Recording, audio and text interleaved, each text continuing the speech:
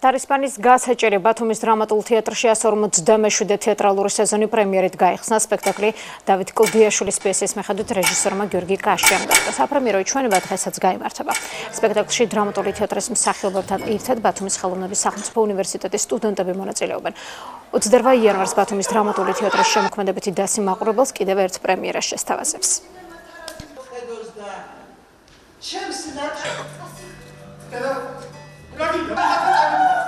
მოხარული ვარ, რომ დღეს პრემიერას დავესწარი და თანაც მიხარია, რომ ზურიკო შილაკაძე ღებულობდა მონაწილეობას.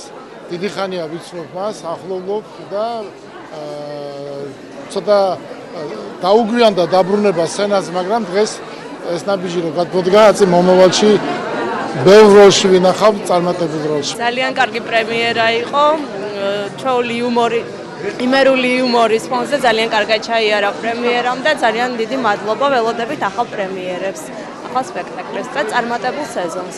მიულოცო ბატონ კოტემჟავიას, ის ახლახან მოვიდა ამ თანამდებობაზე და უსურვებ, რომ ის მუხტი, რაც ეხლა ბათუმის თეატრშია და მე ვხედავ ამ ყველაფერს და 4 პრემიერა ერთდროულად ჩაეშვა და მუშაობა მიდის, ვფიქრობ, რომ ეს ქალაქს, რეპერტუარს, თეატრს და მაყურებელს ძალიან მოუხდება. მადლობა ბატონ კოტემჟავიას, რომ იყო ერთ სულოვნება, რაღაც ერთ გუნდად შევიკარით და როცა არის ერთ სულოვნება, ყოველთვის კარგი სპექტაკლი იქმნება.